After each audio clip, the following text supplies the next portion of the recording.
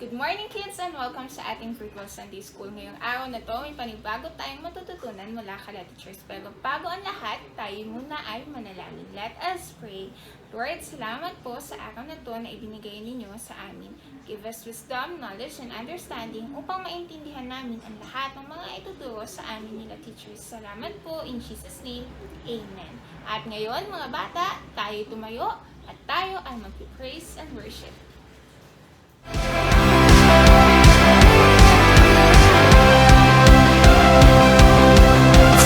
God, I am yours. Every day I will say, Father God, I am yours. I am a child of God. Cheer me up when I am sad. You make me smile when I am mad. Every day you make me glad. I am a child of God. Father God, I am yours. Every day I will say, Father God, I am yours. I am a child of God. Cheer me up when I am sad. You make me smile when I am mad. Every day you make me glad. I am a child of God. You cheer me up when I am sad. You make me smile when I am mad. Every day you make me glad. I am a child of God. I am a child of God. I am a child of God.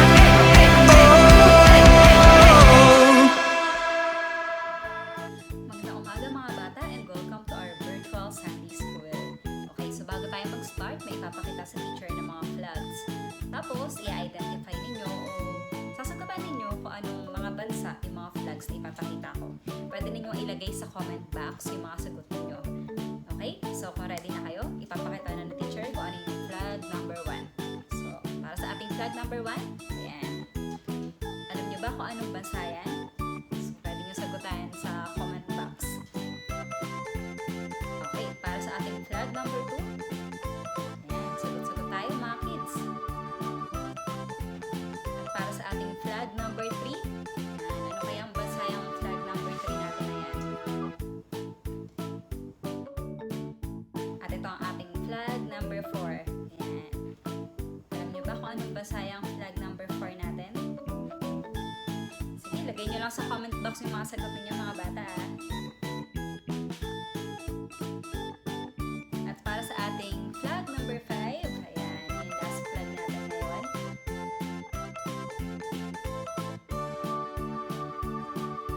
Alam niyo ba kung anong bansa yung flag number 5? Okay, so mamaya i-reveal nila teacher kung ano yung mga sagot sa mga flags na ipinakita namin sa inyo. So nakita natin mga bata na may mga iba't ibang klase ng flags. Bakit? Kasi ang mundo ay nahati ng iba't ibang mga bansa. Kaya nga may mga iba't ibang lahi. Kagaya natin, tayo ay Pilipino. Meron din naman mga lahing Amerikano, may mga lahing Hapon, Koreano, at iba pa. Pero ganun pa man mga bata, magkakaiba man tayo ng lahi, magkakaiba man tayo ng salita o ng wika, magkakaiba man tayo ng kulay, lahat naman tayo ay pantay-pantay sa mata ng Diyos. Dahil tayo ay nilikha niya according to His image and likeness. At lahat tayo ay nais ng Diyos na makasama niya sa kanyang kaharian. Nung panahon ni Apostol Pablo, mayroong mga tao o mga Kristiyano na ang tingin nila sa sarili nila mas nakakahigit o mas nakakalamang sa iba. Kaya hindi sila basta-basta nakihalubilo sa mga ibang tao. Kaya anong ginawa ni Apostol Pablo ng time na yon? Gumawa si Apostol Pablo ng sulat para sa kanila para ipaalala sa kanila na ang Panginoong Jesus ay namatay para sa lahat. At lahat ay gusto niya makasama niya sa kanyang kaharian. Kaya ang sabi sa verse na matatagpuan, sa Galatians chapter 3, verses 26 to 28, ayan, sabay-sabay natin basahin mga bata. So sabi dyan, so in Christ Jesus, you are all children of God through faith. For all of you who were baptized into Christ have clothed yourselves with Christ. There is neither Jew nor Gentile, neither slave nor free, nor is there male and female, for you are all one in Christ Jesus. So basahin din natin sa Tagalog mga bata. Okay? O sabi dyan, sapagkat sa pamamagitan ng pananampalataya kay Kristo Jesus, kayong lahat ay naging mga anak ng Diyos. Ito ay sapagkat lahat kayong binautismohan kay Kristo ay ibinihis ninyo si Kristo. Walang pagkakaiba sa Hudyo at sa Griego. Walang alipin o malayaman. Walang lalaki o babae. Sapagkat iisa kayong lahat kay Kristo Jesus. Ibig sabihin, mga bata, mahal ng Diyos ang bawat isa. Ano man ang lahi mo, ano man ang kalagayan mo sa buhay, mayaman ka man o hindi, ano man yung kulay mo, maputi ka man o kayong manggi, matanda ka man o bata, lahat tayo ay mahal ng Diyos. At lahat ng sumampalataya sa Panginoong Jesus ay itinuring na anak ng Diyos. Kaya mga bata, huwag natin iisipin na mas nakakaangat tayo sa iba. Kundi, lagi natin paalalahanan yung sarili natin na i-share din natin yung love na na-receive natin mula kay Jesus. I-share natin ito sa iba. Matuto rin tayong ipanalangin yung kapwa natin, lalo na yung mga kaibigan natin. Kasi 'di ba, mas okay kapag kasama natin sila sa kaharian ng Diyos. Sino dito yung naka-attend na ng birthday party? 'Di ba masaya sa birthday party? Tama? Kaya lang, 'di ba, minsan sa birthday party hindi naman lahat nai-invite kasi minsan konti lang yung kasya dun sa venue, 'di ba? So, paano kung halimbawa na-invite ka doon sa birthday party? 'Di ba masaya ka? Pero paano kung ikaw yung na-invite tapos yung mga friends mo hindi naman na-invite? Hindi ba mas masaya kung kasama din sila doon sa birthday party? So, ganun din yun, kids. Ang gusto ng Lord, hindi lang tayo yung makasama niya sa kanyang kaharian, kundi pati yung mga ibang tao, lalo na yung mga mahalaga sa atin. Gusto din ng Diyos na makasama sila sa kaharian ng Diyos. Kaya ipanalangin din natin sila. Kaya kung may mga kaibigan kayo na hindi pa nila kilala si Jesus, pwede ninyong i-share sa kanila si Jesus. Pwede mong sabihin sa kanya na mahal siya ng Diyos. Tapos lagi mo siyang ipag-pray. Tapos pwede mo rin siyang invite sa virtual Sunday School. Ayan. Okay, kids? Kaya lagi nating i-share yung pag-ibig ng Lord sa ating kapwa. At dahil dyan, manalangin tayo at magpasalamat tayo sa Panginoon dahil sa pag-ibig niya sa atin. Let's pray. Yes, Heavenly Father, Lord, maraming salamat po sa pag-ibig mo sa amin. At Lord, maraming salamat din po dahil ini-invite mo kami sa kaharian mo. At Lord, maraming salamat dahil hindi lang kami yung gusto mong makasama, kundi yung mga tao din sa paligid namin. Kaya Lord, maraming salamat din po dahil tinuturuan niyo po kami na ipadama din namin yung pag-ibig na nadama namin sa'yo sa kapwa namin. Maraming salamat nga po, Lord. And this we pray in Jesus' mighty name. Amen.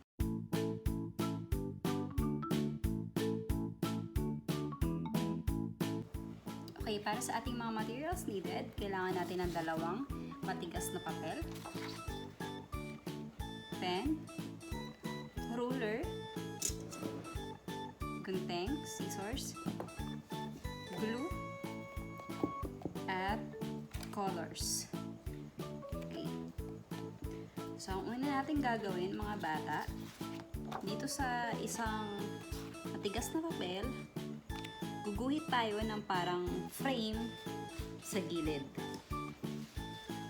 Okay.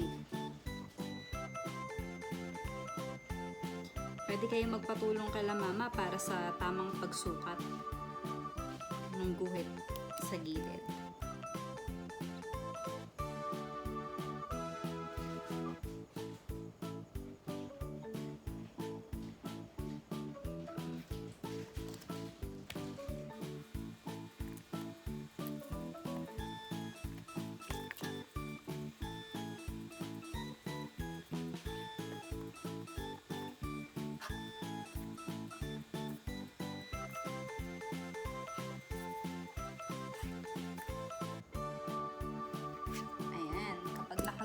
Tayo na parang frame sa gilid. Yan. Gugupitin naman natin yung ginuhit natin. Magpatulong ka lang mama sa paggugupit ha.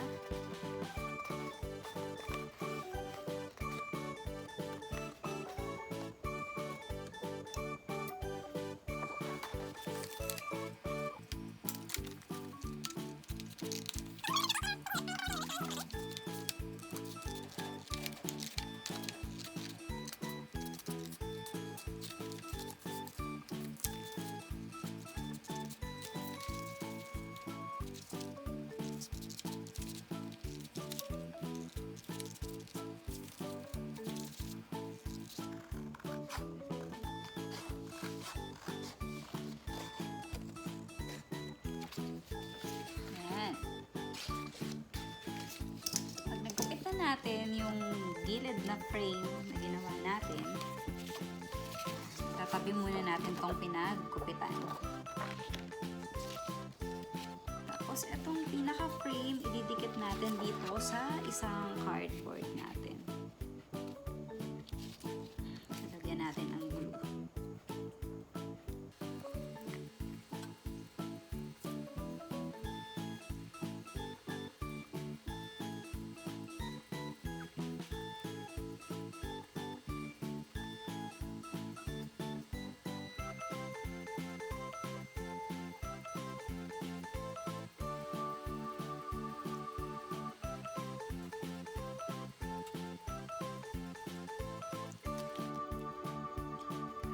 Okay, pag nag-glue na natin, ididikit natin dito sa isang cardboard.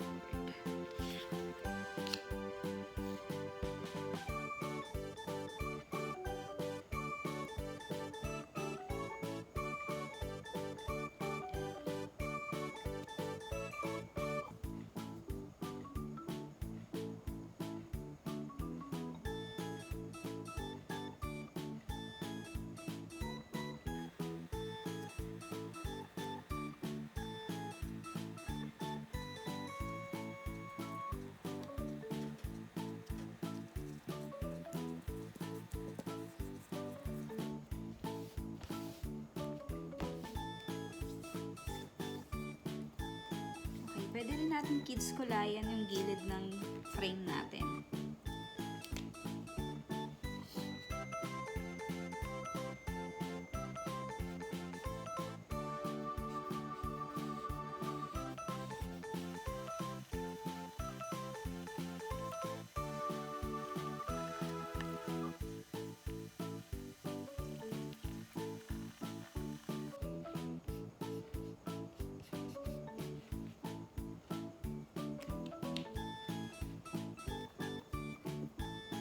Okay, tapos tatabi muna natin.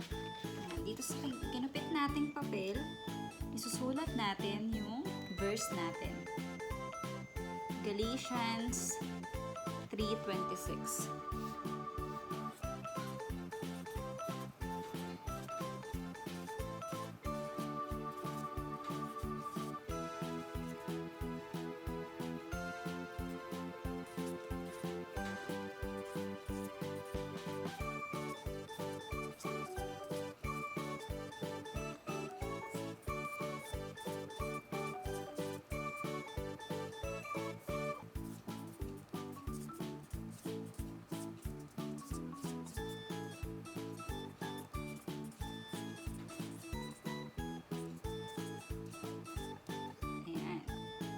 Pwede natin lagyan ng design yung ginawa nating verse.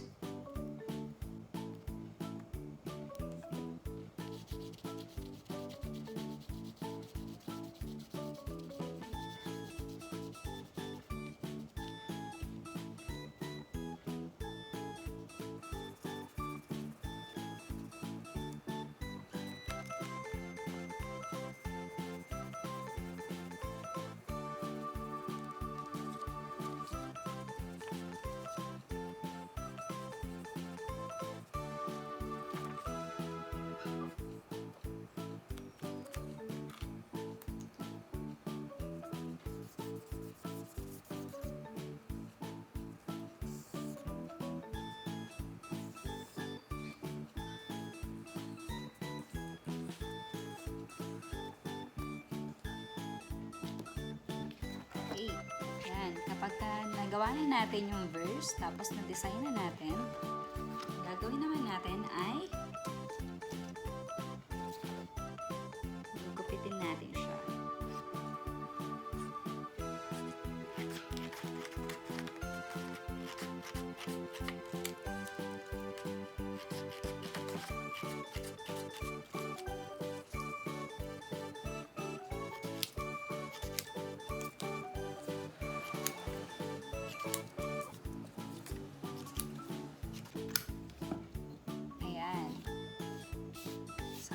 Ating mga puzzle piece. Tapos, bubuin natin siya dito sa ginawa natin kanina.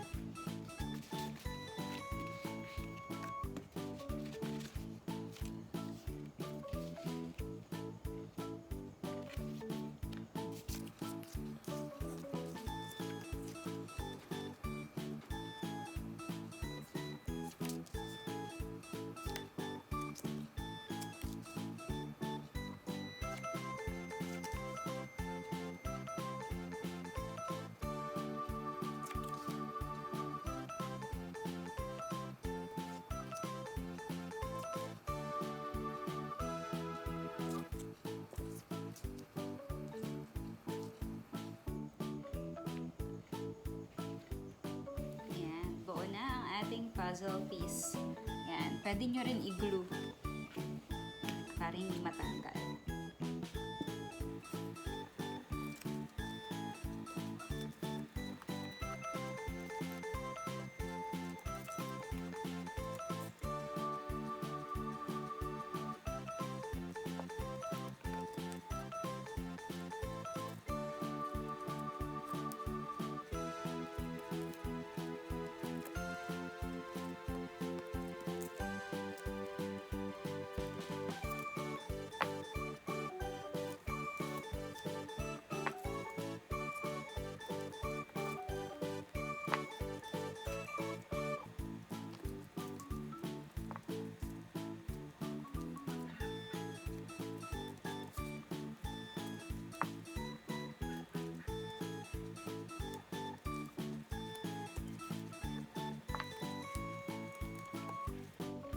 Ayan.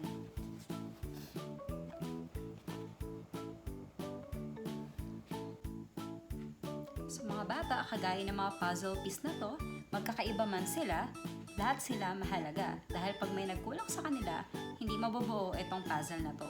So ganun din tayo, magkakaiba man tayo, pero lahat naman tayo ay mahalaga sa Diyos at lahat tayo ay nais niyang makasama sa kaharian niya. Kaya mga bata, magkita-kita ulit tayo sa susunod na linggo. Bye-bye!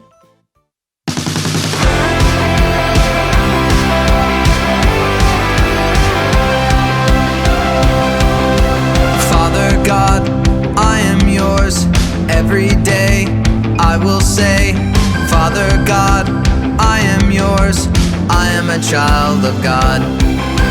Cheer me up when I am sad. You make me smile when I am mad. Every day you make me glad. I am a child of God. Father God, I am yours. Every day I will say